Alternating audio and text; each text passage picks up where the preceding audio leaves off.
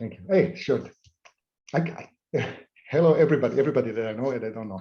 So is it on? Yeah, we're recording. So be careful from now on. Yes, I will read because it will save us time. So, but you did it a bit before. Can you, or I don't know, you might do it in the intro as well. If you want to give an overview of what we're thinking of doing today, or you will do that in the intro. I think I will. I think. Okay. So officially,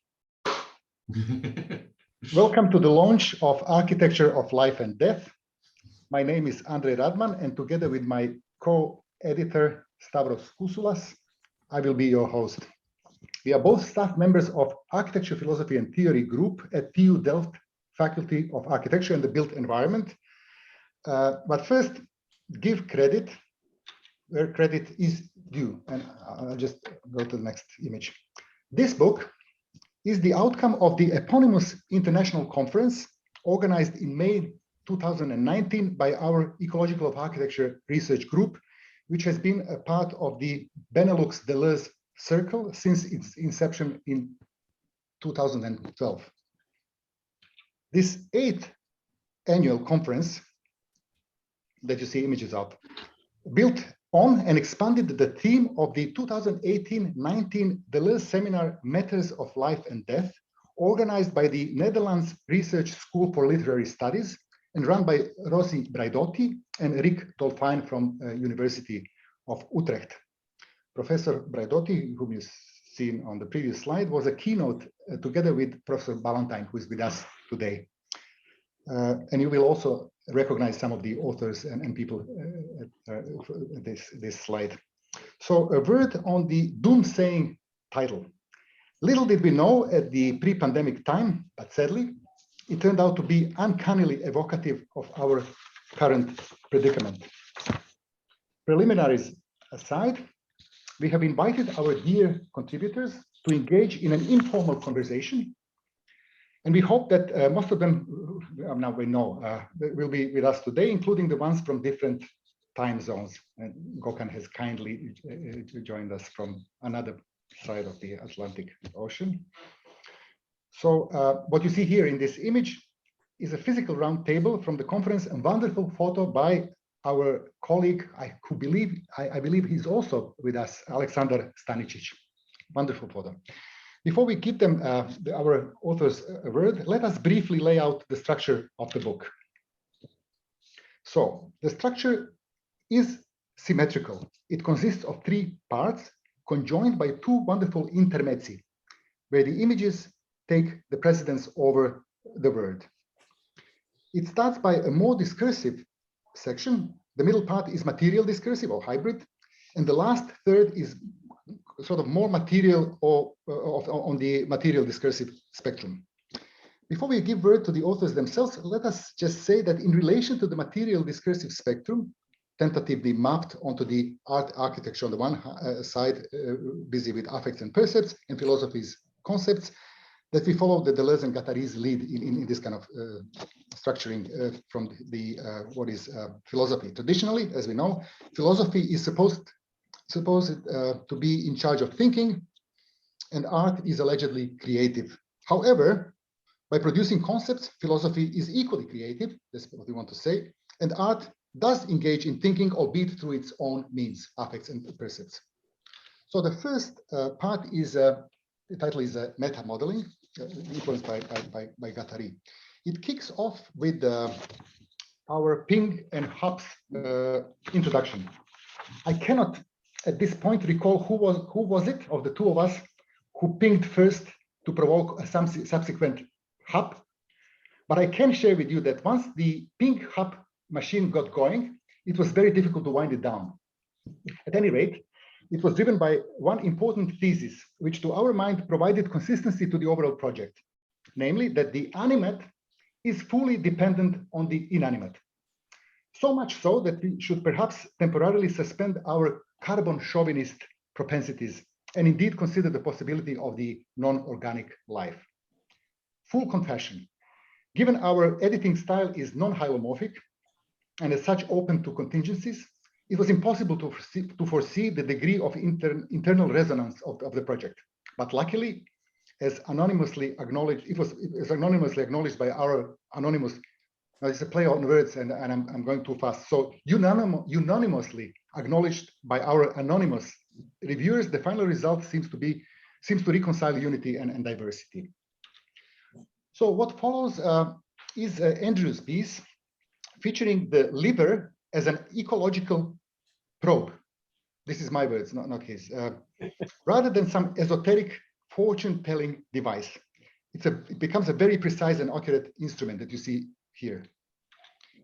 Then the third in the first section is Gökhan's relentless Spinozism, a profound pedagogical lesson, among other things, of replacing the concept of the disabled to that of the differently enabled, where every modality of life is seen as perfect. So from lack to plenitude. What we are reminded that there is no lack or imperfection, for example, in a blind man's capacities. Nothing is missing, Gökhan says. He has an infinity of capabilities, which during his blindness simply do not include seeing. This is a wonderful essay. And then we move to the first intermezzo. I call it here a Gatarism by Panagiotis and Yota on the topic of the a-signifying sign that expands the realm of semiosis beyond all too narrow confines of linguistics. They're using this lovely way of distributing between, stretching the field between decentralization, heterogeneity, exteriority, separation that maps onto surface, space, form, and structure. Beautiful machine. Part 2, a-signifying semiotics, just introduced, where the first contribution is by Dr. Van Damme. I want to underline Renske's new title, on how to die without dying. We could not have an issue, a book on architecture in relation to life and death, you would agree, without the reference to Arakawa and Ginz, who have at one point decided not to die. Second, Dr. Gorny, who is occupying literally the middle of the book, and provides an update of Jenk's bubble diagram for the 21st century. And he, as we know, is a master of diagramming and genealogy. So another delightful hinge in the middle, connecting the two halves of the book. And then Antonio, perhaps the most poetic piece, which is at once most intimate and untimely in Nietzschean terms. Again, with his own, apart from his text, or his own drawing that you see on the screen. Another intermezzo, Renske again, and her students from the Royal Academy of Arts in The Hague, this time around with the practitioner's hat. Intensive cartography session on mapping, and I'm proud to report that we have received an official complaint by the institution for daring to rearrange the furniture in the room, which is on the ground floor, mind you, with direct access to the surroundings. It is very symptomatic of the state of affairs in architecture schools, I believe. Part 3, pedagogy of the senses. First, the other Stavros on crematorium. It's a concrete architectural project that reads like a research log accompanying the design process. And we get to adopt a fly-on-the-wall position. And I think it's particularly interesting for those who have not come from the designer's corner to see how these things work. And then second, we have Dulmini on playfulness, a timely antidote to instrumentality, including the one under its latest guise, that also known as dataism. Third and last, Karin, and I'm not sure if she's joined us. She's here. Fantastic, because I wasn't sure. So Karin, switching scales, and we end the book on a feminist geo-philosophical piece on the entanglement of the psychic, social, environmental, the three Guattarian ecologies. And last, it's also a slide with the cover of the book. This is appears on the cover. Last but not least, we consider our beloved copy editor Elaine Schroeder, who is with us, to be an author in her own right. So the level of consistency of the project would have not been nearly as high were it not for her effort behind the curtain, so to speak. And we haven't rehearsed this, but she recently shared a paper on indexing with me by Anthony Grafton, which I was hoping to use to kick us off. She will hate me for this because let's not forget that apart from Stavros and myself, Helene is the only one who read the book from cover to cover. So would you mind, because I have this, I read the piece and I was really fascinated by it, because the long story short, it means it says that index at one point when it was introduced opens up an alternative or selective approach, which some people would consider to fall under cheating, because now you don't need to read the book. You could actually go to the index, figure out what concepts you might be interested in, and then selectively read.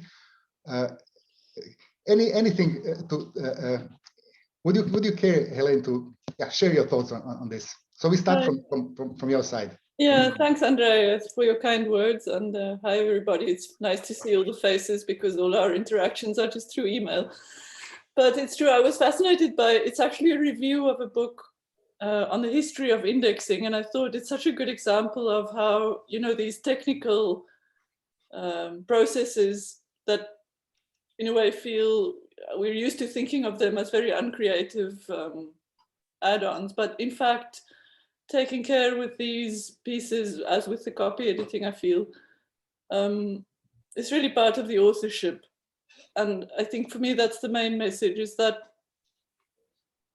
just the taking care, and I want to thank everybody really for being so involved through the process, because I think that's for me the most important message is, you know, your authorship is not only the ideas, but the care you take with even these right up until the end of the process with all of these details. I think we were very keen on sharing early drafts, abstracts. I don't remember right now, because we were really trying to avoid the situation that I think has happened to anybody who published. The fact that you get to see your the people you share pages with only once the book is fully. I mean, I'm talking about collective volumes. It's very awkward. I think that did contribute to the consistency of the project, and of course you took care also to homogenize the nomenclature, also the terms themselves, the concepts, so that we can read across. Are very consistent, I think, throughout the book. Thanks, Helen. And now I think, Stavros, we go to plan B, unless somebody just spontaneously takes a word. So we were plan A. never. Okay. Yes, plan B. Yes. So maybe in the order of the appearance, if we could ask Andrew to share his thoughts, and not necessarily on your own, or maybe something that, no, whatever you feel like.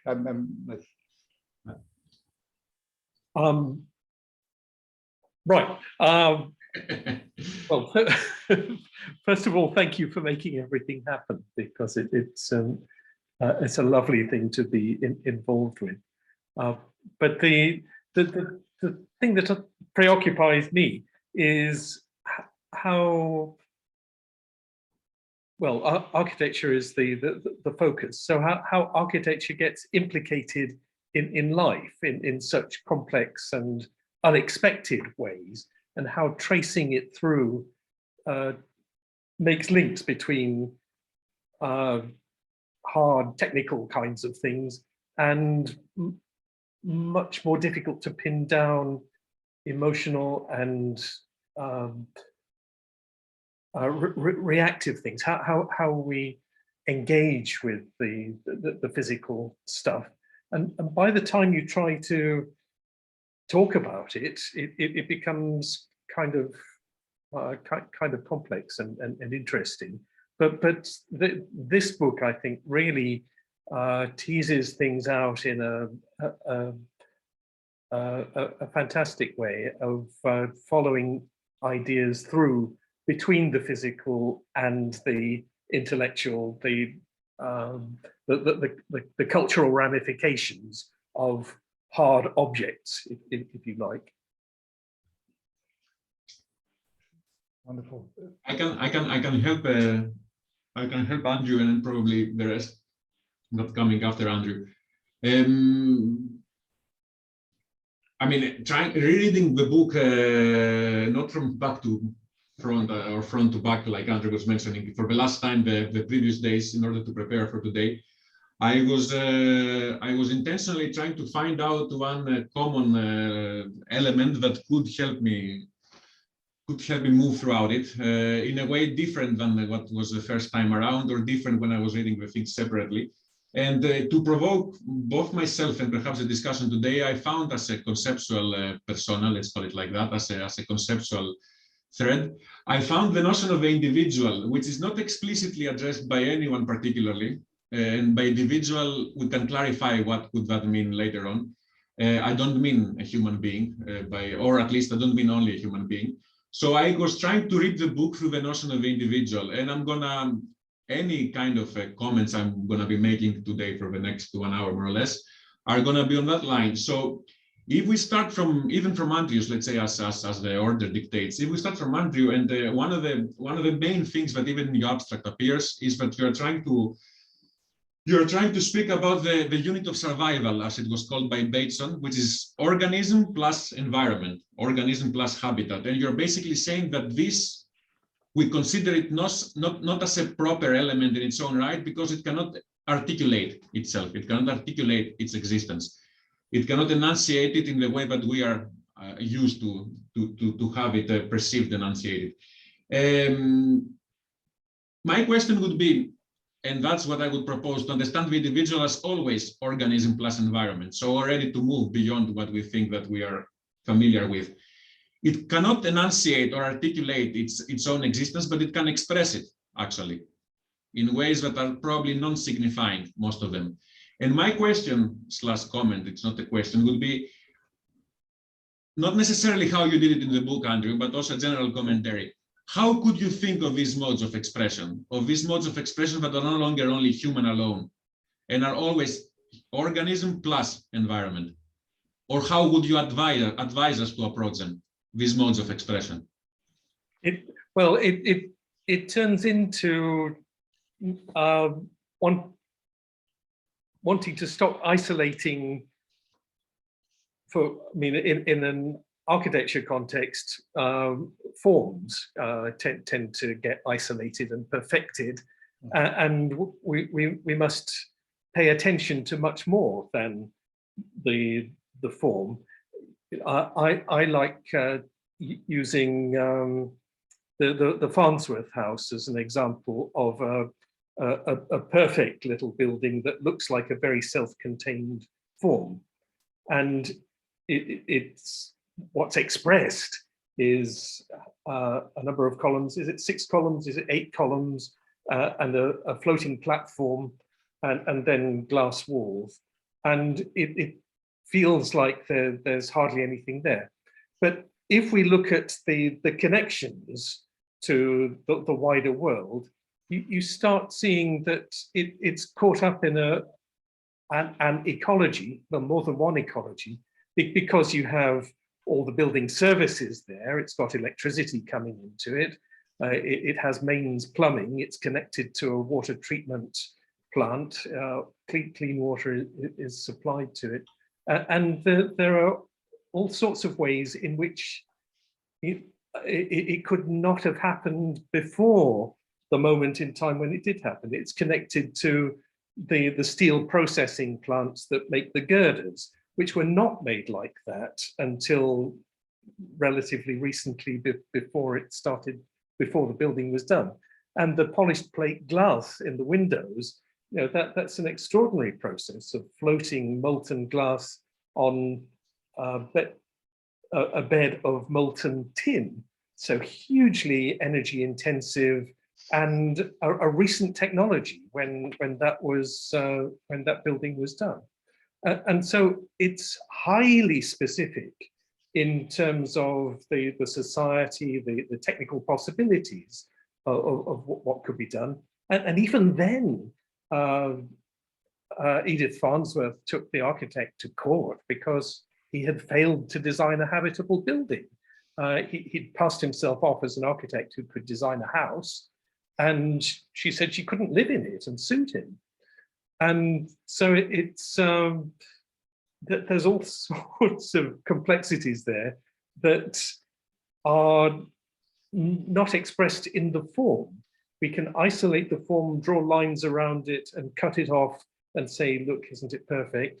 But if we look at it in terms of the ecologies that it's embedded in, then we start noticing all sorts of different things about it, which make it more complex and more equivocal. In some ways it's good, in some ways it isn't so good. And it's a more exciting object when you start noticing it in that way. But it's great you mentioned Farnsworth House, because it's also one of my favorite examples around. It's also at least helping my life in order to also start including Gökhan in the discussion, because Gökhan, as Andre, many Andres and Andrews, as Andre mentioned, he's relentlessly Spinozist, and I mean, I know we have discussed many times these things. But based on the example, even the one that just now Andrew mentioned, the Farnsworth House, or any kind of that architectural, let's say, assemblage, if we could call it like that. I know, Gökhan, that you're actually even saying it out loud, that you think all individuals are alive, but in different gradations. Okay, that's one of your taglines. In the example of an architectural reference such as the one Andrew mentioned, which of those individuals partaking in there you could consider alive? Or not, and in what kind of different gradations? So technical individuals are also alive or not? Right. Now, the very question, of course, that I started my essay with is whether the distinction between life and non-life, whether that stands still, whether we can still work with that, because it has this canonical history from Aristotle to Augustine and up until, let's say, Descartes and Kant and Heidegger in architectural history, with Vitruvius and Alberti and Le Corbusier, with our latest pretending architects, Koulhouses and Eisenmans, we have this conception that architectural modalities, the built environment, is part of this ontological category that is the non-living things, which we may think, if we don't look closely to this, we may think that this is a neutral distinction. Right? This is a distinction on which you have life and non-living things on the other side.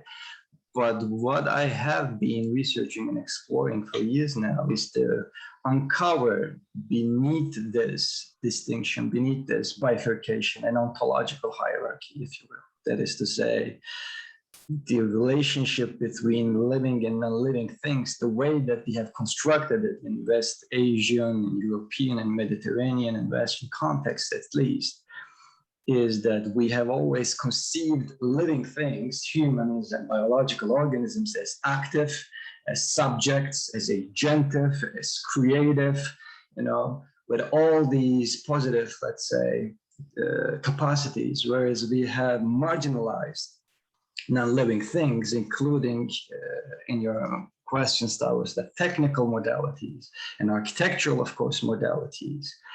And also natural modalities like volcanoes and tornadoes, always on the side of passive objects. They're inert, they're mechanical automata, they do not have the capacity to be generative and agentive, and they are not even subjects, etc. And this gives us this, not just an ontological hierarchy, but of course, it immediately translates into an ethical, into an aesthetic hierarchy as well. So one of my let's say paths of exploration is to challenge this and how to come up with alternatives. And the alternative that is the most powerful that I have found is Spinoza. But also in alliance with Spinoza, you have Alfred North Whitehead in Islamic philosophy, if you're interested in Al-Hallaj and Ibn Arabi. I mean, it has many different in many different alliances. Deleuze can be folded into this, and Gilbert Simondon can be folded into this, in the sense that he is affirming the very life of technical objects, etc. Because from that perspective, there is neither a bifurcation between living and non-living things, nor is there a hierarchy between, descending from gods or humans to animals, to plants, and to non-living things, that we all are part of this generative continuum with singular capacities and different potentials, yet, and that is the most crucial part, on equal ontological footing. So for every architectural building, to get back to your question, I think it was with COVID that most of us perhaps came to understand that even our own houses, we have come to recognize the balconies and different parts of the house all of a sudden being encaged within these shells, that how each of them have their different constraints, but at the same time capacities to affect us, block us, give us certain potentials and affordances, to use Gibson's term. So they are brimming with capacities, and in that sense, there is no reason to reduce them to these, neutral, passive backgrounds in my mind. Gökhan, and yet, I believe that you are not advocating vitalism, or at least not active vitalism. Everything is fused with a kind of line vital. It's something different, isn't it? It could be called passive, and it's been called passive vitalism. Right. Yeah. Well, there's a charged history of vitalism and animism as well. But what I'm talking about is not, to go back to the very initial discussion about the unit of survival, the organism plus environment.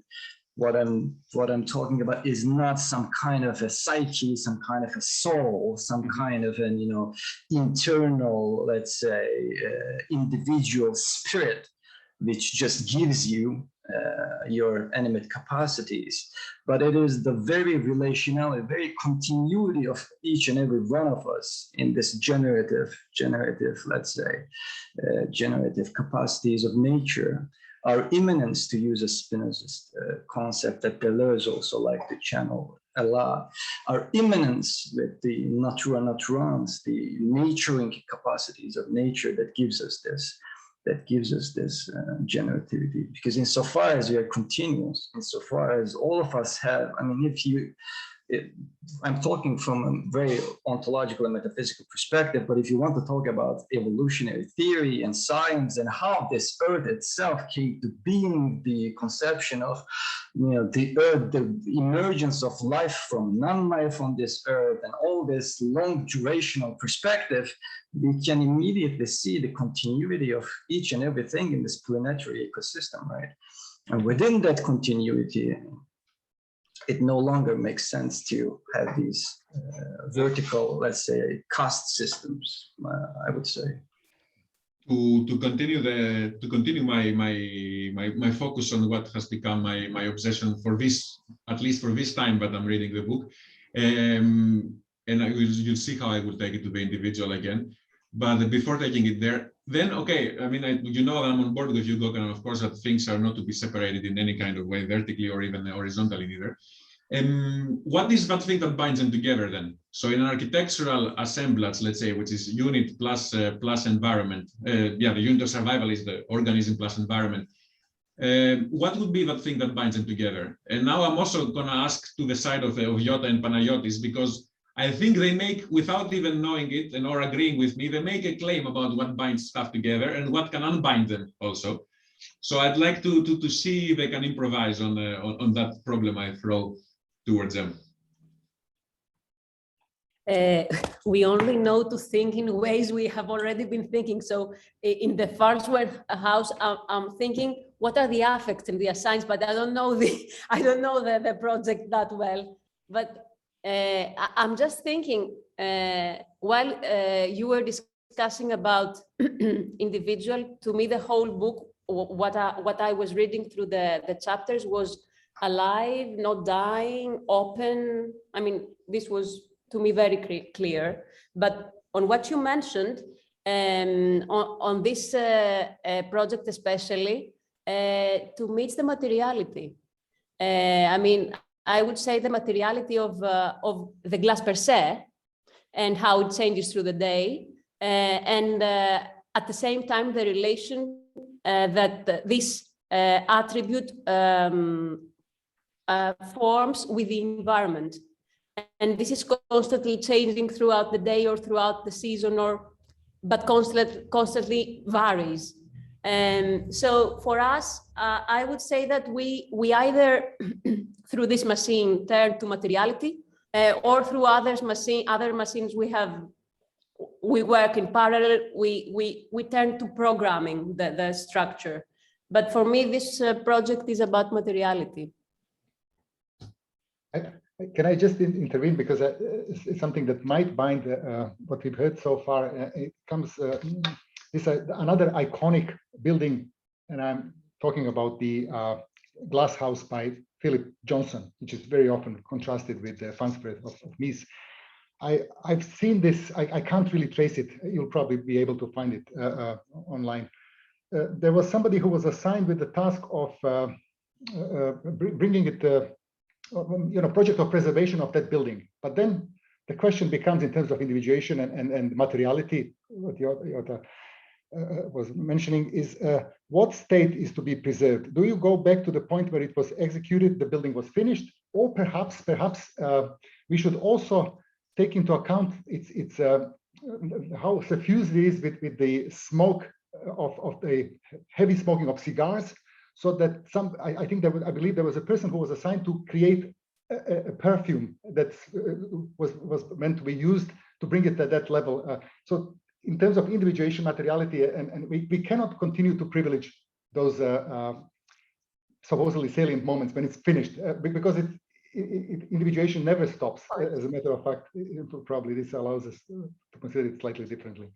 But it's good you mentioned that example, because what I had in mind, and I thought, I mean, Panagiotis didn't speak yet, but Yota mentioned it in passing when it comes to science and non-signifying science, a science, as you call it. That's where I thought that you would perhaps respond. But the thing that binds things together is science and the capacity to express.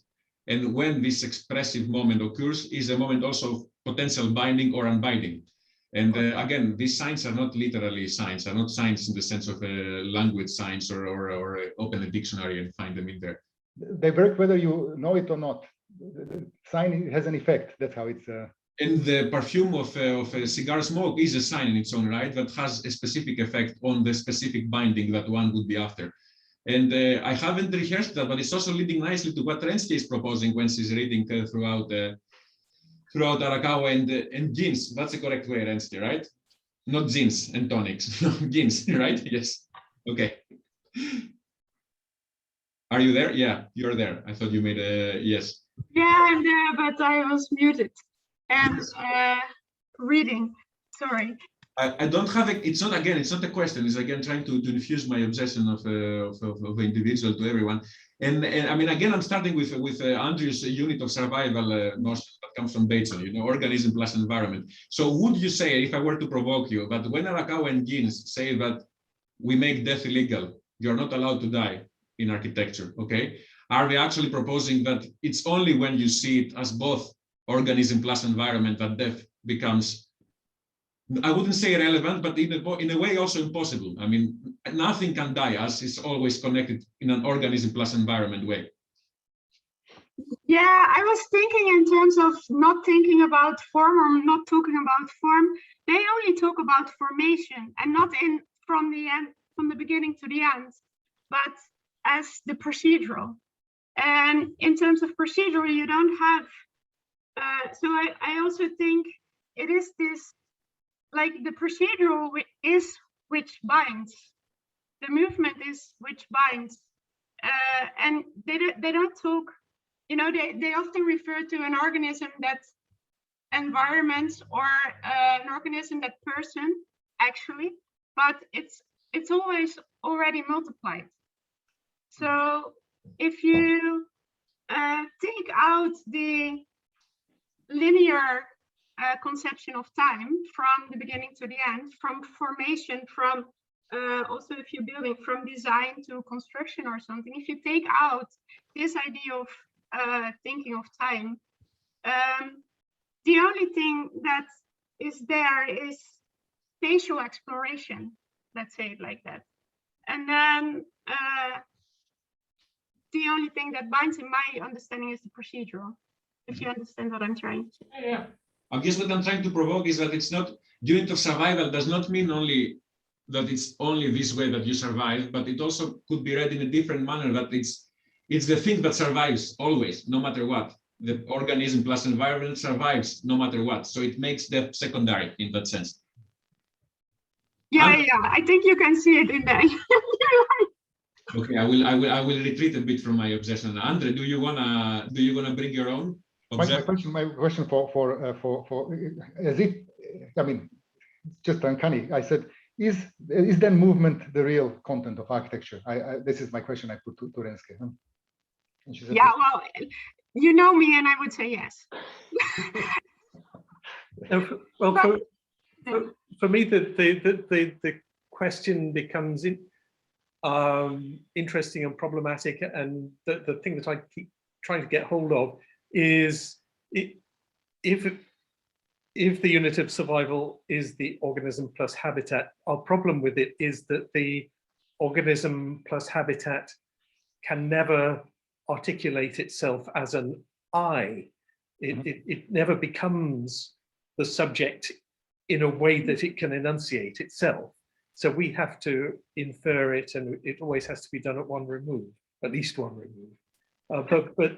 But getting a sense of organism plus habitat as an entity is more complex. It's more like urban design than the design of an individual building. It's the thing in its embedded context. And that works whether it's at a personal level or at the level of a domestic environment or at the level of a planet. It scales up any way you like. And trying to get hold of an entity that can enunciate itself, it's like getting the earth to scream with pain. In reality, it can't be done, but we can imagine it being done and can ventriloquize it, perhaps. I think either both Andre or Renske you wanted to say something on that. Renske first, ladies first. I'm not sure if I see a problem in it can never express itself as an I, because it can express itself as a procedure or as a habit. So there's like, you should not think of the individual, I don't know, walking through a door, but it is the door and the person together in this kind of habit that is a form of expression in how I would understand it. Right, but the person walking through the door has a voice and the door doesn't. And so you... Oh, I would totally not agree that the door doesn't have a voice there, because the way of moving through the door is totally inclined by how the door is formed and relates to the body movement. If you make a really small door, the person going through the door is already expressing itself. Right, yeah. In relation to the door differently. There are modes of expression. That's one way that we could agree. I was just wanting to make a point: this irreducibility of the assemblage, the minimal unit of survival, 1 plus 2, whatever we want to call it, habit plus habitat. I think we shouldn't romanticize it in the sense that in terms of the perfect fit. Because I think what architecture teaches us, and I think this is how I read Renske's written work, but also her performances and practical work, is that there is a way that the environment has the capacity to actually actively challenge our habits, so much so that she's extensively written about the Japanese. I think we'll get to that in the second intervention. The idea that you are forced to do something against your will, and in that sense you don't fully coincide with your territory, which of course in turn provokes thought and pondering options and immediately kind of creating something. What was the line I was looking for? That the experience that becomes greater. But in this, I mean, in the gradations of Gökhans, let's say, in the different couplings that happen between them, there is both of them happen because of signs that allow them, but also they produce signs the moment that they're coming together. Okay, and these signs sometimes could be bad signs, in the sense bad signs in the sense not productive ones. Mm-hmm. Big discussion how we define that productive or not. But I think it's also, and again, I'm continuing with my diabolical plan of pushing forward from the individual idea in there. That bad sign or good sign, productive versus not productive, could be also one way to read, at least retroactively, what Robert was trying to do in there. So if you have not guessed it, we're going from the order of a table of contents. So that could tell you something how to prepare when your turn is coming, okay? Because I mean, I don't think we have the capacity to go through an extensive description of what is neganthropology, unless Robert wants to do that in like a minute or two, right? No, difficult. But we could briefly, very briefly say that what Stigler, because that's how you open your chapter. You say, I mean, you open, not really open, but I think it's more or less in the middle of your chapter, but for me, it's the opening line of it. You're saying that the architecture is life by means other than life, okay? And that's a reappropriation of a tagline from Stigler. It prolongs life by means other than life. And with that in mind, anytime that an organism plus a habitat come together and they create the unit of survival, would you agree, Robert, that they're actually introducing further negative entropy into the universe? Yes. So they're doing something that increases the so-called negative entropy or not? Every time that an organism comes together with an environment, they're trying actually, in order to stabilize that relation, they're trying to ward off entropy. They're trying to protect themselves from entropy. They're doing what has been called negantropic work. So it is actually something that needs to be produced. So in that sense, they don't just work against entropy. There is work to be done to produce negantropy in that sense. And these but I can think be done in ways that are harmful, more or less. All of them are harmful in one way or another, but they're more harmful than others, right? Well, the interesting thing is, of course, something that also the title alludes to is that architecture in that sense is a specific configurative aspect, no? So it is either some sort of configuration that in some sense sustains certain forms of life or meta-stabilizes certain forms of life, or in some sense that these things don't work properly anymore. They lead to, let's say, this life form that isn't able to sustain itself anymore, and therefore it dies off. Or in some sense, there's a kind of dissonance between, let's say, an individual that is a material entity and an environment that is a material entity, and the way they are in some sense not related, but there are certain relations that produce both of them. So it is exactly this kind of configurative aspect within this reciprocity between them that in a sense constitutes the individual. And therefore that's exactly what you allude to, this idea that environments, how they are shaped, how they are technicized, they are part of what becomes. They are parts of systems that form, and therefore all the individual formations that we see are in a sense configured through these systems. My provocation to you would be, could you reread and therefore even think of rewriting this whole cartography in terms of neganthropology or not? Or in terms of negative entropy? Yes, very simply. Very simply. Or from the middle outwards, or from the top to down. Even I know Gökhan doesn't like top to downs, but in one way or another, could you rethink it in terms of negative entropy? Yeah, absolutely. I mean, like the line is already in there because in some sense it started from, let's say, questioning, you know, just like clarifying a little bit the terms that were used when you allude to life and death and how architecture is involved in that, and all the multiple discourses that came up with different ways of considering or conceiving these kind of relations. And starting with something very simple like biopolitics or necropolitics, for example, there's a line where we talk, for example, about environmentality and not just governmentality. And then, of course, a neganthropology in Stiglerian terms would exactly be to understand how the human has basically been produced through neganthropic work, but also through all the, let's say, lining processes within biopolitical forms that shape some forms of life, but to the detriment of other forms of life. So bringing in all these kind of negative aspects, how, like making it less neutral that, let's say, the Darwinian principle of natural selection and artificial selection, there's always things that are died off. And there are certain, let's say, decisions in systems that are not necessarily made consciously, but let's say, how, for example, colonialism, racism, for example, lead to certain life forms being fostered on the cost of others. And if we scale that up to an entire ecosystemic scale, then we, of course, understand there is nothing in some sense innocent about this kind of configuration there. So it's a matter of care, you would say. Yeah. It can be. That's one of these kind of ways to perhaps revisit these relationships. As a matter of care. As a matter for caring for more than? I'm putting 3 dots if I was writing now, for more than, and I'm waiting for them to be filled. While you're waiting, I don't have the prescription for that.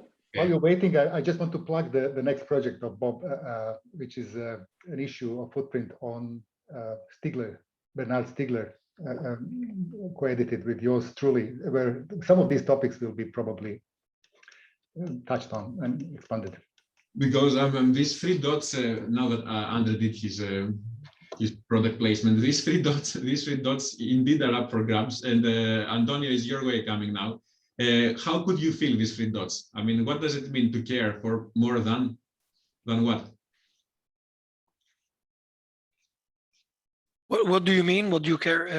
I mean, if we read / follow the story that Robert is providing to us, is that I'm gonna simplify. Robert is not gonna probably agree with what I'm gonna do now. I'm gonna super simplify and even distort what he was saying.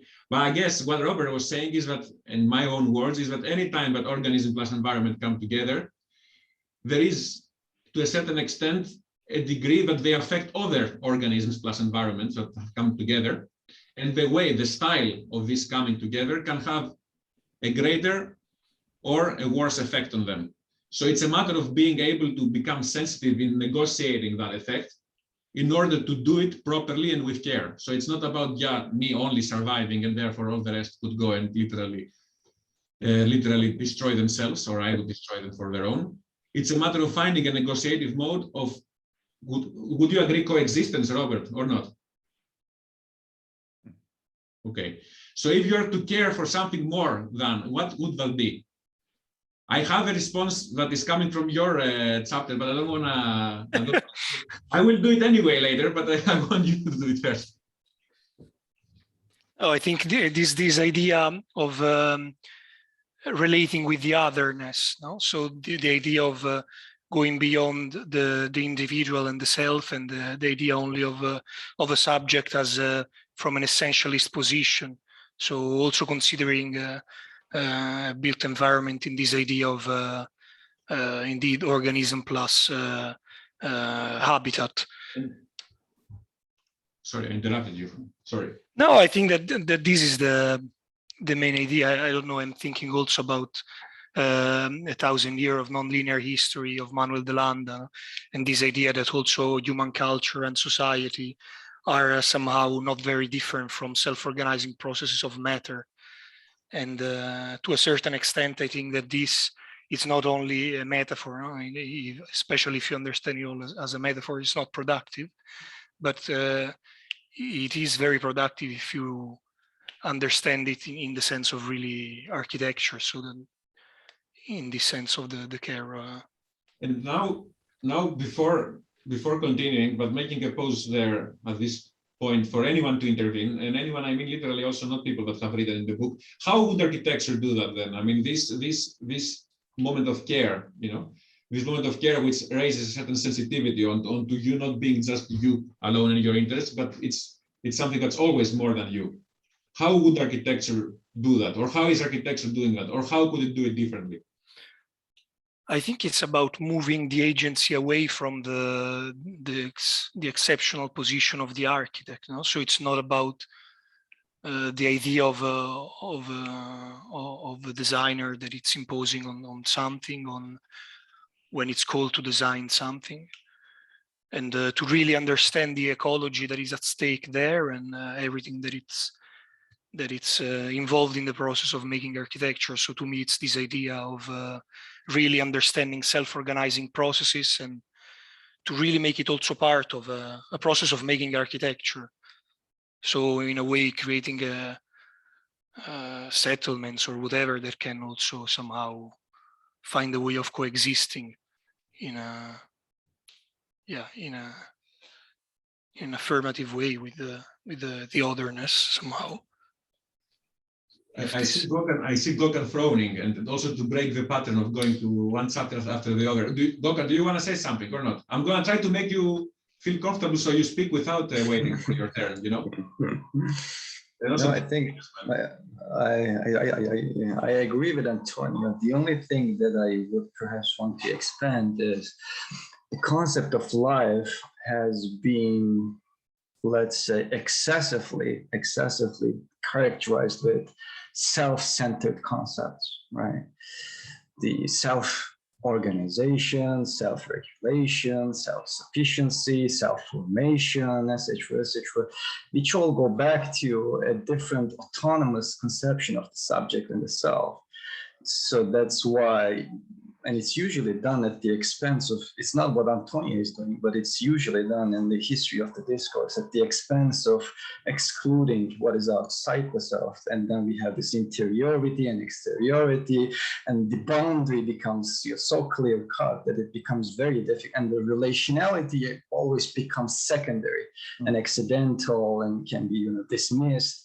Even with the wonderful concepts like autopoiesis, etc., in biology, we still have this problem. So I think whenever we talk about these self-centered concepts, it should always be enriched and immediately, let's say, coupled with relational concepts of, channeling the cosmic potentials of existence and the reciprocal capacities of enacting and undergoing change and affecting and being affected. So they should always be brought together rather than focusing on one side or the other. So not autopoiesis, but heteropoiesis. But if we were to put a challenge to ourselves today, and that would be, again, I'm provoking, how could one define the term self? Just to know whether we're all coming from a certain, let's say, similar or not perspective, because it might be crucial in understanding how the discussion unfolds. How could the self be defined? As what? You asking me? I'm asking anyone. I'm trying to make anyone speak at any kind of order and break a bit the pattern. I'm going to go to the pattern in a bit again, but yeah, just break it. Anyone that would like to say something about it? Well, if you would ask Melia Shows, for example, you could say that it's not a local rarefaction of energy and matter, so that the self is somehow a rarefaction of yeah, indeed, the energy of the reading also of the world, of the reality, somehow. Okay. I'm gonna resist in interrupting more. Somebody else wants to come in. Bro. There is a microphoning. I'm gonna try to, yeah. Is it Susan? I think Susan is trying to say something. No, there is. We have this. There is a, yeah, anyway. Can you type it, Susan? Maybe you could type it in the chat and we'll read your question or your answer, whatever it is. It seems that Susan is muted, so I don't know who is. No, there is two Susans. Okay. Yes, now it's muted. Okay, yes. But back to the self.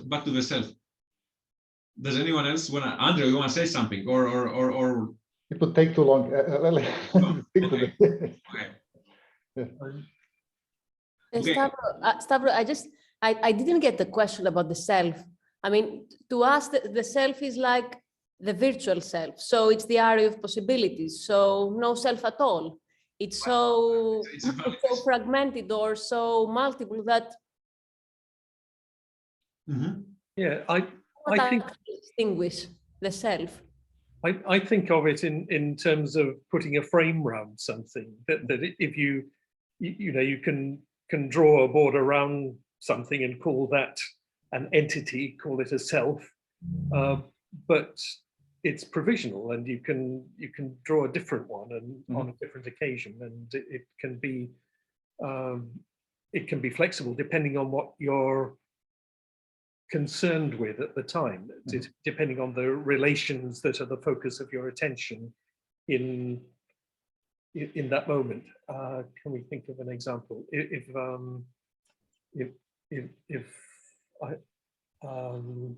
I don't know,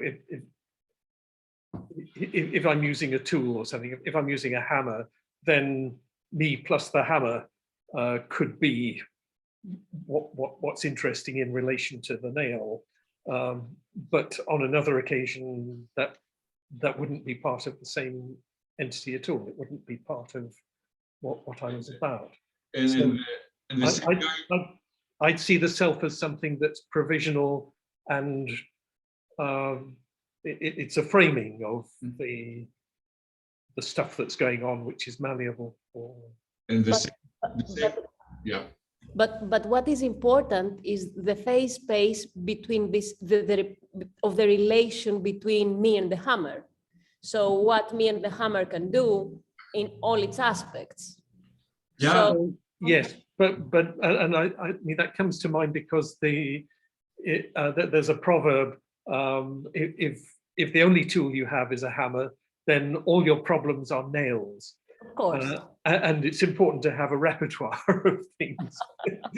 that's what was that's where I was trying to go to. I mean, it's not the typical understanding of the self. There is a very bottom borderline, let's say, basic approach that associates life with selves. Okay, I mean, the difference between let's say, I don't know, this is a phone here. The difference between this as an individual and a cat as an individual and you as an individual is something that it's both binding all these elements, materiality, as Yota was saying before, in the gradations that Gökhan was trying to explain, but also there's something that separates them, okay? Or it seems to be separating them. Or if it separates them, it might be a problem of ours, that we kind of still insist on believing that it separates them. But if you were to follow a certain radical empiricist line, which could go from Whitehead even to James, would be, I would recommend, one that has to do with awareness. So there are certain individuals that are more aware of a certain level of consistency and coherency in the assemblages that they be part of, like what Andrew was describing. And there is others that either lack that awareness, or this awareness is not allowed for them to let's say, to develop. Are you more aware than a cat, though? Yeah, I'm not saying that. I'm saying there's different modes of awareness. Yeah. And if there is different modes of awareness, I'm trying to put it again in the discussion of the architectural perspective. That's why, I mean, I led the discussion also the question to Antonio. How could architecture deal with these modes of awareness? How could increase modes of sensitivity that actually make one aware of the assemblages that, or other individuals that it's actually forming relations with?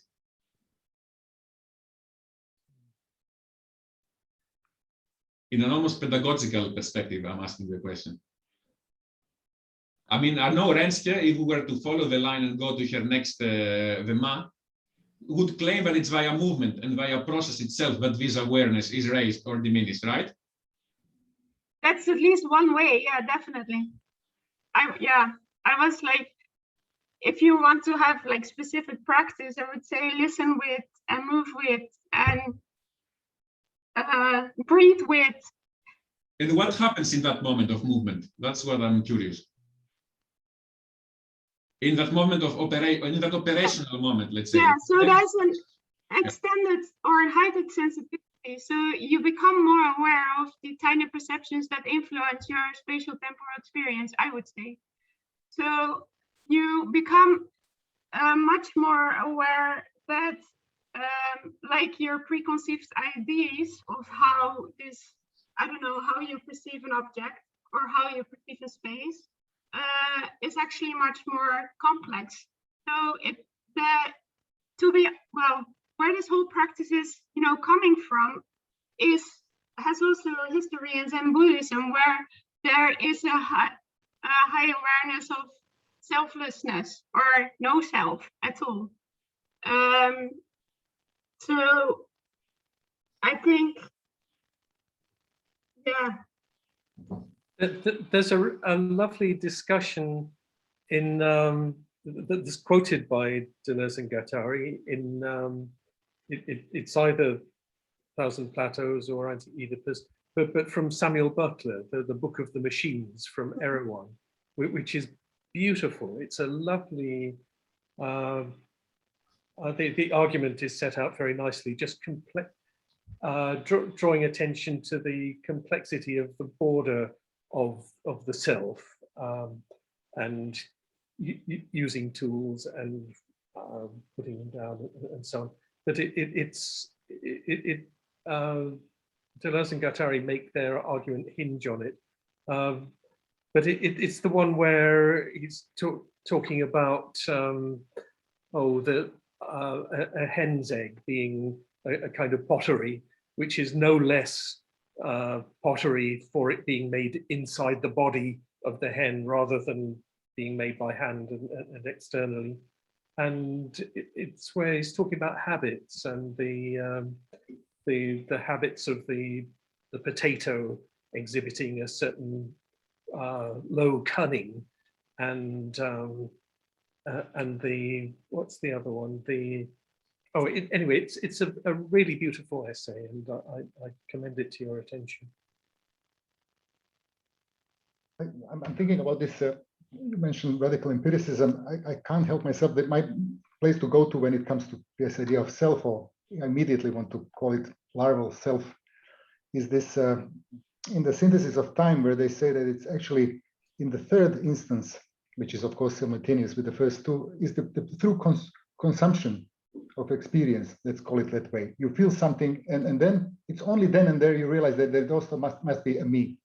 So you first feel, and then you realize that there has to be a center of, Bergson calls it center of indetermination. There's also an accompanying me alongside, which is very... You feel sad. You first cry and then you feel sad. Exactly. You're terrified because you run and not the other way around.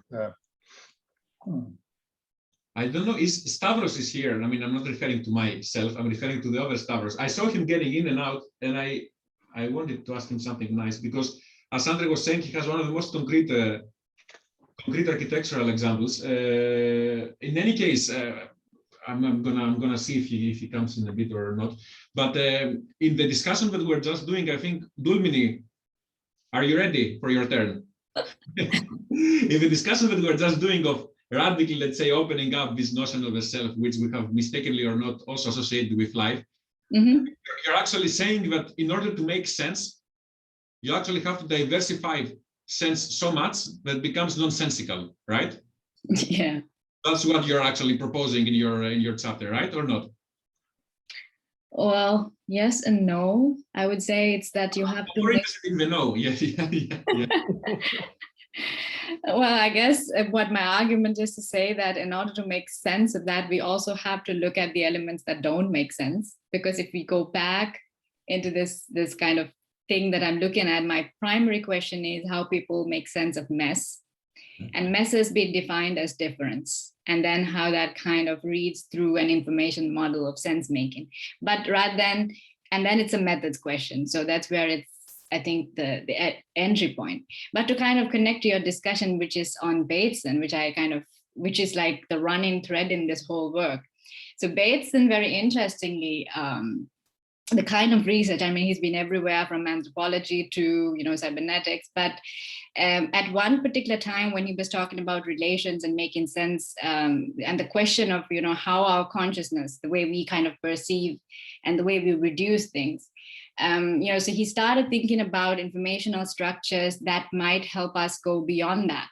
And so there was this kind of part of his research that happens in the Palo Alto Research Group, together with William Fry, and where they were thinking how the structures that come to play in, let's say, playfulness, or in that particular context was humor, and how that as an informational structure can help make sense of things that we normally eliminate in kind of other models.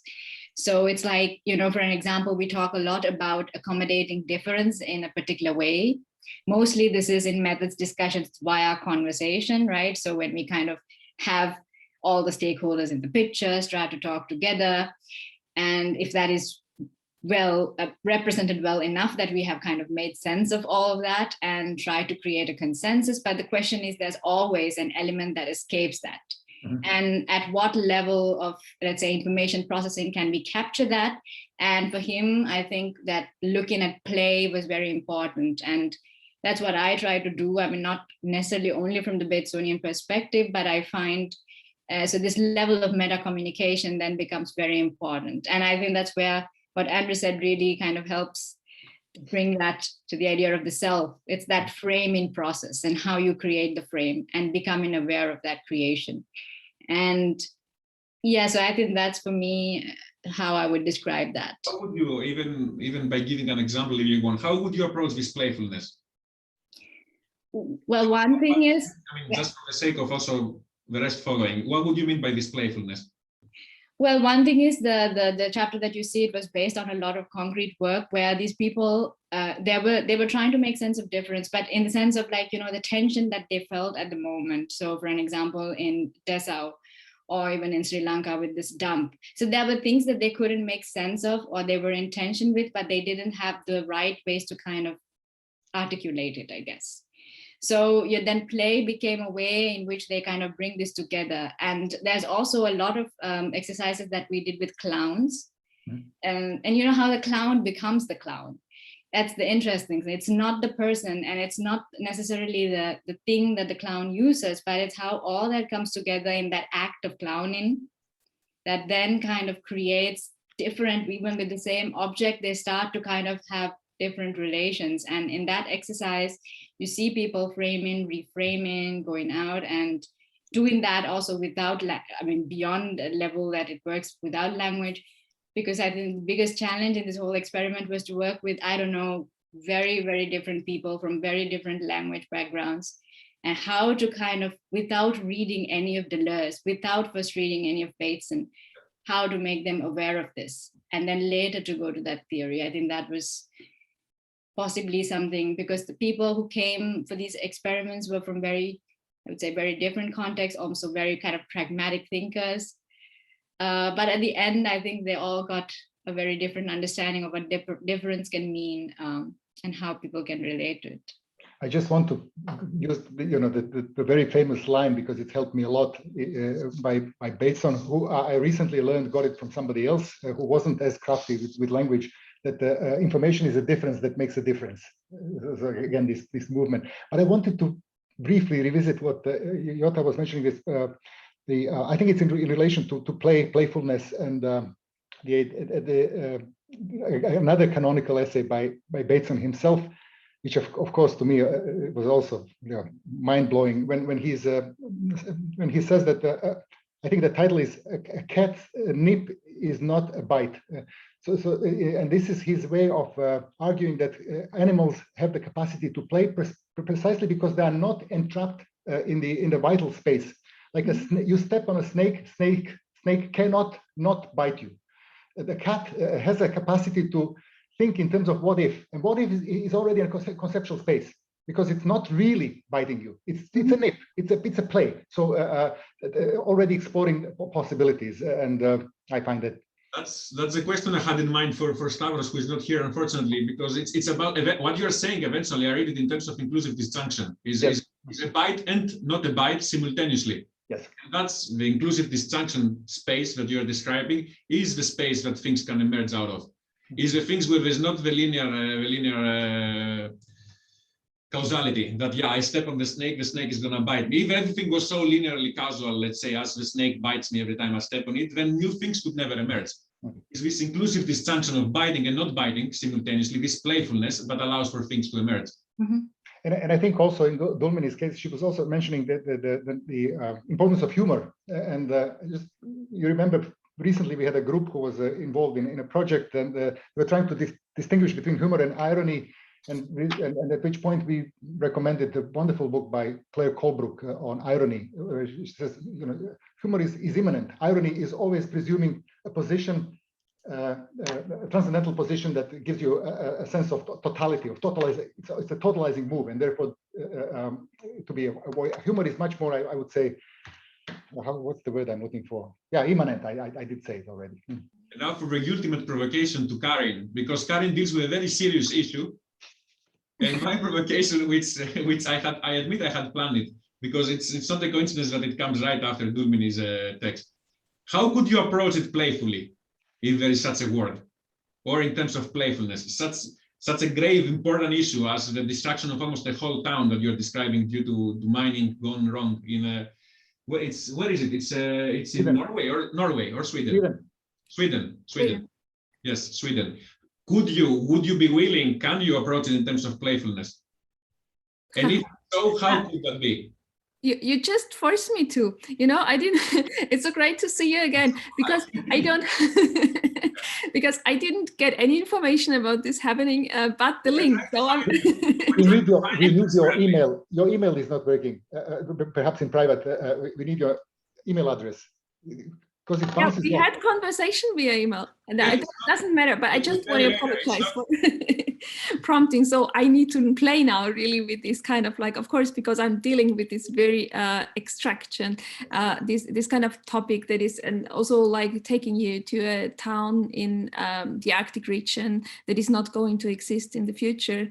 And then I think, actually the question makes quite a lot of sense to me, because what I also want to do is to blur somehow this kind of doing and knowing, or how we know about things and how we act as researchers and how we think as researchers. So and also by following this town on its way to the disappearance, which I'm still doing, it's very interesting what the community, which kind of acts of playfulness they developed to create some kind of life where there seemingly is none, or create some kind of hope where it looks like there is no future. So it's also about this kind of center and periphery. So I think I would rather come from some kind of ontological, ethical perspective based on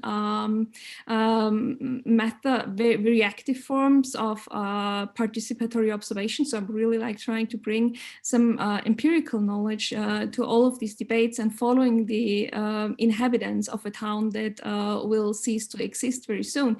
So and I think I also learned from them about playfulness. I'm not so sure if I would term it playfulness if you wouldn't have put that on the table, but I like what it does actually, do this kind of thinking and observing the staying with the problems and the pit and the extraction, and also thus maybe also doing some playful things with ourself, because there's also the body that is materially connected. So in that way, I learned a lot from the inhabitants of a disappearing town on inventing urgently methods of heritage, methods of survival, maybe even, and I think there's a lot of playfulness to that. So where it's completely unexpected. So thank you for the question. The question was also intended to continue provoking a bit the Mr. on my left, which is Andre, because I remember very well that he wrote the last part of the introduction. I remember the order, but probably he remembers it as well, even if he says he doesn't. But he wrote the last part, where he goes and reciting what that is, not architecture or revolution, architecture and molecular revolution, okay? So this end, not the binary, but the end in there. And I think now I'm provoking everyone, but starting from Andre, if indeed this playfulness could be a mode of entering the molecular revolution aspect architecturally. How else? Or in other words, you say architecture and molecular revolution. How could that be done without pointing a finger on a method or a recipe? There is a great book by James Cars called, if I remember correctly, Finite and Infinite Games, in which he makes this distinction that there are only two kinds of games, finite and infinite. And the finite is the standardized version, which has a beginning and an end, and the only purpose is to win it. And it is as constrained as possible. Everyone needs to have their own positions and etc., etc. Whereas the infinite play, the only purpose is to continue the game itself. Right? So just to play onwards. So it is even in this sense, some of the examples that we talked about. For example, for the cat is always part of this infinite game. It doesn't want, it doesn't have a definite beginning or an end. If you can play with it, it go on and on until he or she is hungry, right? So it is in that sense, the infinite game, the infinite play. How can architecture be a part of this? Is a beautiful question to kickstart. I subscribe to what Gökhan said. I will just add that it's not for nothing that Will Ferrell chose to play Cat for his SNL audition. I invite you to watch it because it's beyond anything. Wonderful. But I subscribe to what Gökhan said fully. Because probably people who have followed us, we have this line. We use it often from Terence Deacon, the evolutionary biologist, who says, if the matter and energy is constant, then everything seems to return in the same guise. Then what we can only that is left to do is the tinkering. It's the modulation that produces different modes of life, and that's as good as any definition of playfulness or game. So it never stops. So the end of history, the end of this, the end of art, the end of architecture. I think it's ridiculous. Even beyond us, even without us. It will continue somehow. Any final thoughts? Because we promised to keep it within the 1 hour and a half mark. There is a question by Susan. Susan, who couldn't reach us. Why does playfulness need to be analyzed? Isn't it the recuperating? Isn't the recuperating of the action of the subjects as it occurs outside of architecture? I need to think of that better before I respond. So I need to do the opposite of what I'm doing usually, not say the first thing comes in my mind. So, but what perhaps Susan could speak directly if you wanna. We tried already. You remember? It was the problem with the sound. Okay, I'm unmuted. Okay. Cool. I'm eating, so I won't show my video.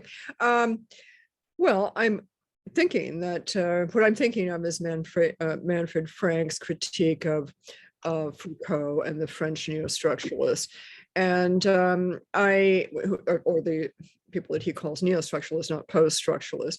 It's a very weighty book. I don't know if anyone here has read it. It demands a lot of attention, but at the end, he discusses the recuperation of the subject, and we're getting way farther and farther away from the subject as we begin these kinds of analysis, which might be interesting in producing robots, some of them, and mimicry of what robots might do, but it doesn't interest me at all because I'm not interested in cybernetics. But yeah, I just wonder why we need to do this kind of analysis. What is the point? What is the point? Now, I'm throwing that out there. I'm not being judgmental. I just want to know if anyone has any idea about what is the point of this discussion, or examining action or playfulness. Isn't it something that just happens? I'm going to do what I usually do, and I'm going to say the first thing that comes in my mind now.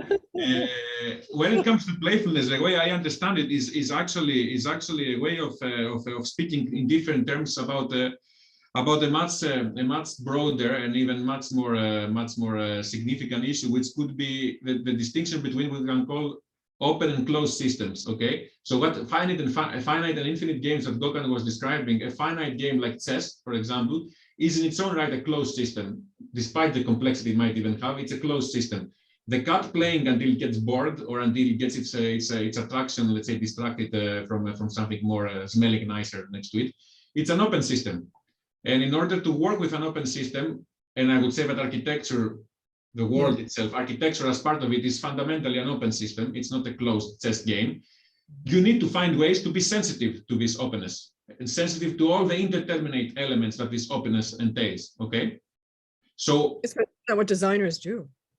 Isn't that what an architect does? Just I don't know. I mean, many don't.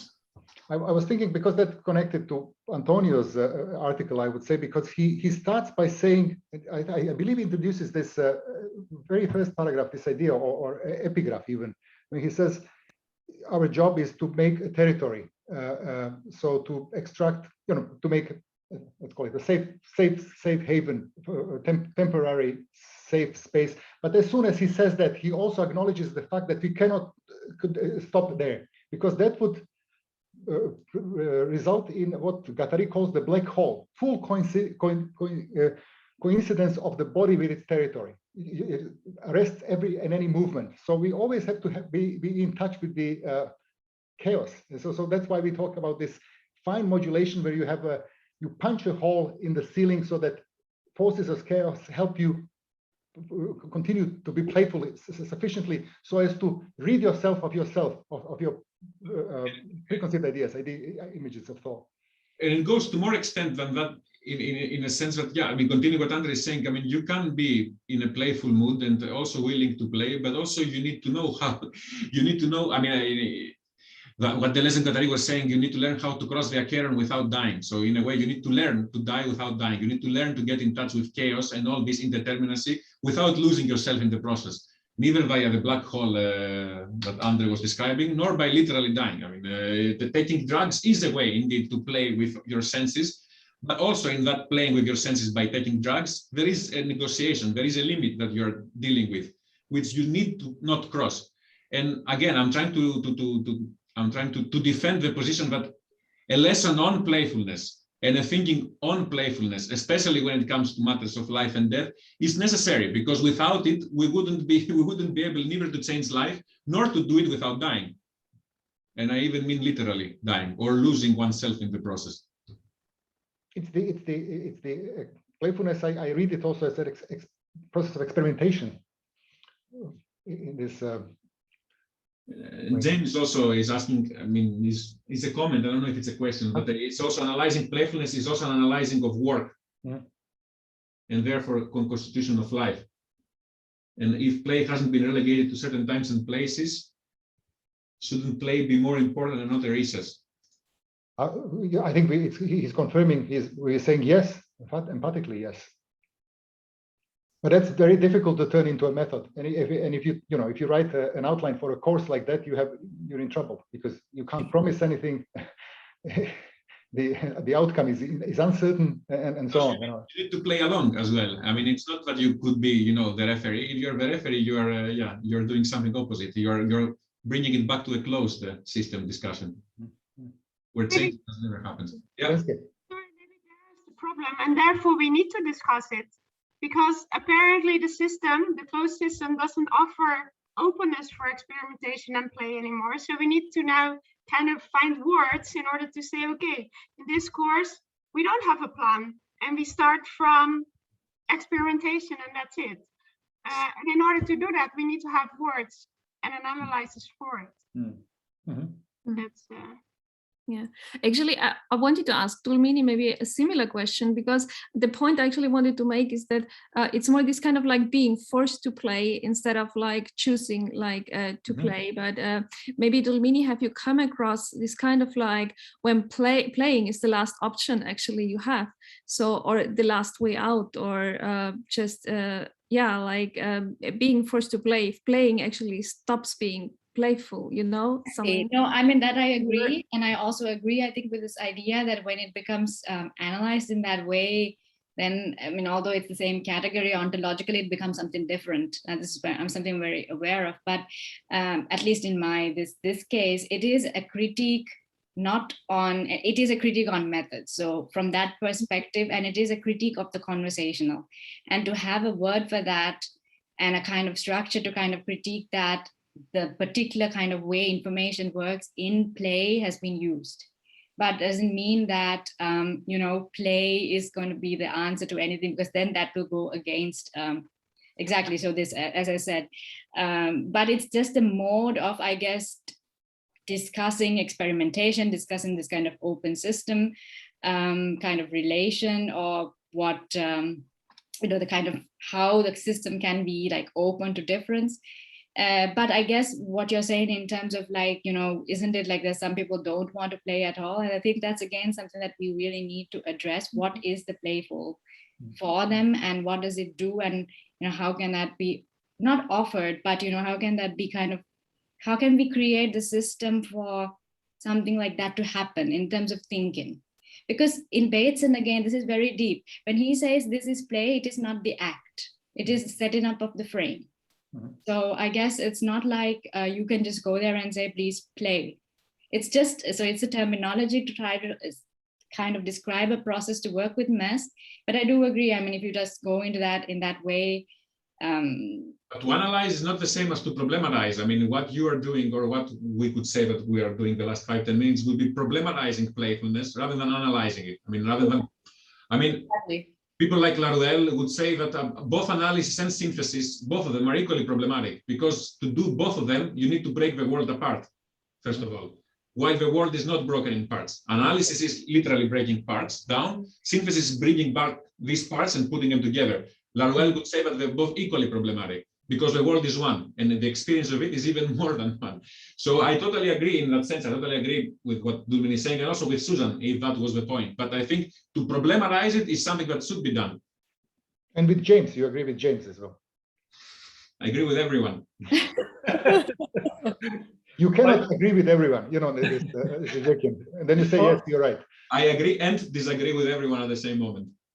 I'd just like to observe that play as an idea needs to be protected. It's an idea that doesn't survive in the marketplace kind of thing. No one's going to pay you to play, and in order to make the space for that kind of experiment, you need to shelter that space and have it set apart from the kind of things you declare to your paymasters you're going to be doing. And it's that applies whether it's a pedagogical setting or getting fees for architectural work or whatever. It doesn't mean to say that it can't happen, and it doesn't mean to say it's not productive when it does happen, but it's somehow indefensible to declare it. Mm-hmm. Also, I think there is something really wrong with the word, in the sense there are so many connotations with it. I mean, I myself have done a graph of like an ecology of different notions of play. So I think it's something that needs to be possibly used with caution also, because it's misrepresented. But I think for Karin's question, one thing that play, at least in Bateson, does is the play kind of as a way, also a way of talking about what is not there. So kind of when you talk about humor, there's always this kind of double, the what is not present, you can bring that into the picture. Well, and it can be a way of rehearsing ideas, yes, with low stakes. Yes. So that, I mean, as you were saying before with animals, dogs know how to play, and they'll growl and pretend to fight, and there's nothing serious about it. And so they can rehearse and find out what they can do, and then on another occasion do the same thing seriously and in a deadly way. But but the playing reduces the stakes. You can find out what you can do without it being catastrophic. So that's why I mean, it happened. It was not fully planned, but that's why I brought the insisting towards playfulness, because I think one, and I would dare you as an experiment, perhaps for another time, to do it. We could literally take it and use this notion of playing. There is a very again basic definition of you play when you voluntarily submit yourself to a set of rules. So there's not a set of rules that somebody enforced you to follow. You volunteer to submit those rules for a certain given time or for infinite time, as Gökhan was describing before. I would say that anything that is produced and is produced in the sense that brings something new in this world, so produces new information, new kind of meanings, new kind of, let's say, relations are introduced in this world, is only produced when one is playing. And by one, I don't mean only human beings. I know Robert went and wrote 1,000 pages. Everyone's speaking about these 1,000 pages. When they wrote 1,000 pages and Andrew read them on the individuation, let's say, genealogy of apartments, I would say Robert can say yes or no, but I would say that Robert was playing while doing that thing. Nobody forced him to do it that way, and it was a playful moment from him, even though it was excruciating. But he put himself into that. He volunteered into that.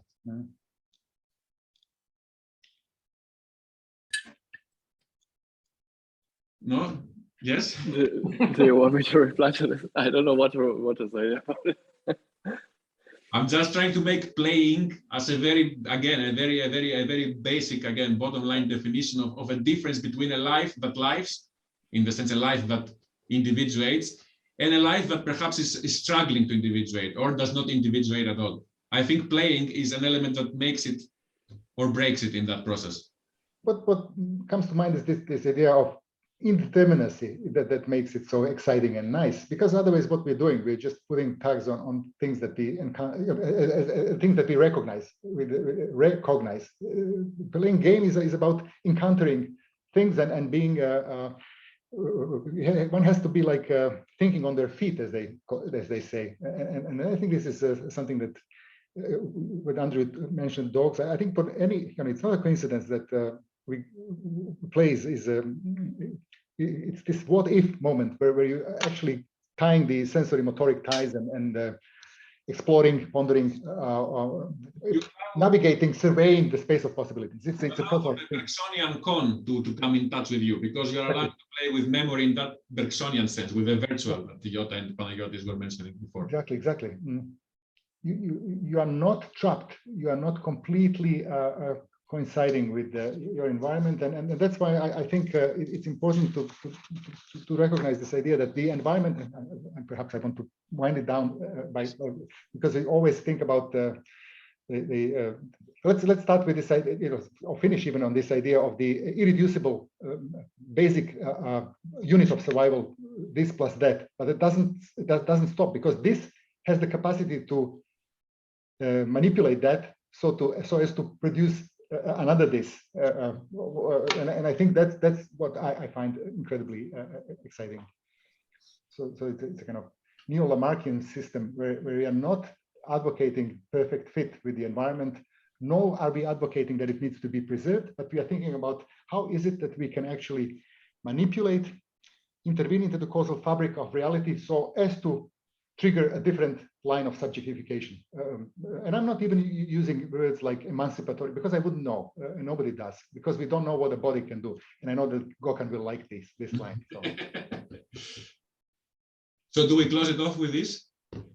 Is it with just one addition? So is it not ultimately a line on playfulness? We don't know what a body can do. We have to, engage in a play. Be careful how much you provoke Gökhan now. I will just say one sentence.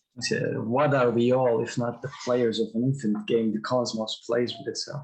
There you go. Is it you or Baruch that wrote that? Trademark it if it's you. Andre, you did the intro, you do the outro as well. I was just, shamelessly going to say, if you are interested in these kind of issues, then I just want to point out that we are now engaged, and especially, we were talking about Gregory Bateson. I know that Gökhan promised a chapter on Gregory Bateson for our next project. Robert, Dulmini, Stavros, and myself, we're doing an issue on design space. And what's I forgot. It's not the designing of space, it's something different. We call it the technicities of the built environment, and I think we are continuing this kind of research. And, thank you so much, everybody. Very kind comments we receive also in chat. Thank you for your attention. We will be posting this. We will be put it in the YouTube channel, Ecologies of Architecture, for those who haven't been able to follow it, so they can check it out later. Thank you so much, everybody. Thank you, everyone. Thanks. See you again. Bye. Thank you. Bye. You stopped the. I'm stopping now.